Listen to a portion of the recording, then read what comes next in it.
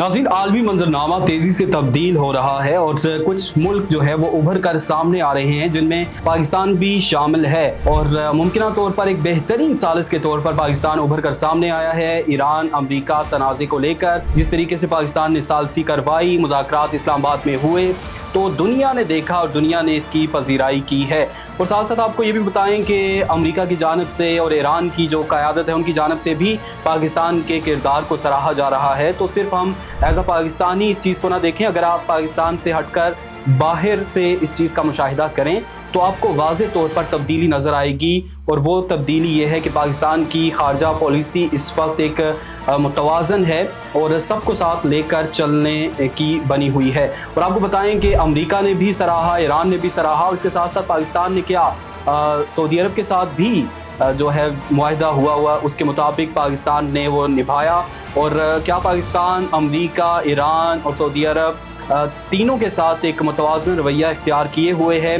और इसके साथ साथ आपको बताएं कि आपनाए हुर्मुज़ को लेकर अमरीकी सदर की जानिब से जो बयान सामने आया है उसने हलचल मचा दी है। और उन्होंने कहा है कि जो टूल टैक्स दे रहे हैं ईरान को और आपनाए हुर्मुज़ से गुजर रहे हैं बहरी जहाज़, तो उनके बारे में उन्होंने धमकी दी है और पॉलिसी तब्दील की है। वो पॉलिसी क्या है, और इसके साथ साथ ये भी देखेंगे कि आपनाए हुर्मुज़ के लेकर तो बातचीत हो रही है, लेकिन एक ख़ास पॉइंट ज़रूर है। लेकिन इसके साथ साथ आपको बताएं कि जो पाकिस्तान में मुज़ाकरात हुए उसका बाज़ाबिता तौर पर अभी इख्तिताम नहीं हुआ, यानी मुआहदे तक तो नहीं पहुँचे। इस बात का तो ऐलान दोनों जानिब से किया गया, लेकिन मुआहदे का तो मतलब ऐलान हो चुका कि नहीं हो सका, लेकिन मुज़ाकरात के ख़ात्मे का बाज़ाबिता ऐलान नहीं हुआ। ये एक बड़ी अहम बात है, इसी पर आज की वीडियो में बात करेंगे।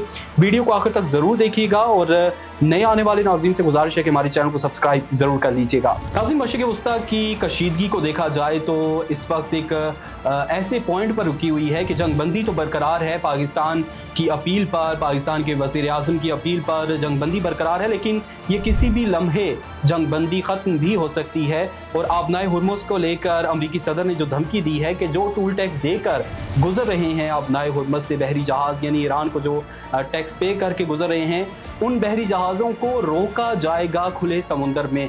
तो ये एक अजीब सी बात है। अब एक समझ लें कि बेचैनी सी पाई जा रही है आलमी सतह पर कि फिर किस तरीके से तजारत को, तवानाई सेक्टर को बहाल रखा जा सकेगा कि अगर हम टूल टैक्स भी ईरान को ना दें तो वो क्योंकि गारंटी देता है कि आप फिर गुजरें, तो लेकिन अगर वो टूल टैक्स जो देगा, अमरीकी सदर ने भी धमकी दी है कि उन बहरी जहाज़ों को रोका जाएगा।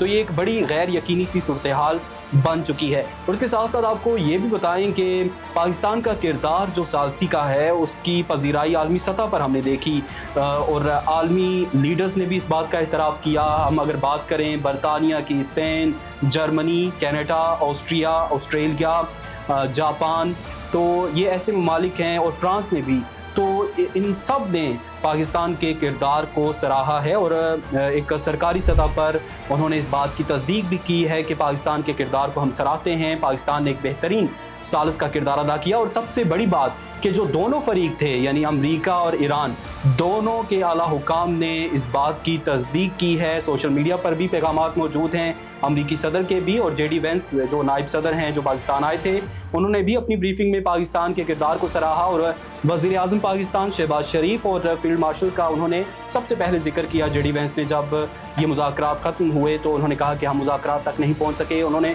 स्टार्ट में ही इस चीज़ का जिक्र किया और पाकिस्तान की तारीफ़ की कि पाकिस्तान ने मुतवाज़न और बेहतरीन सालिस का किरदार अदा किया।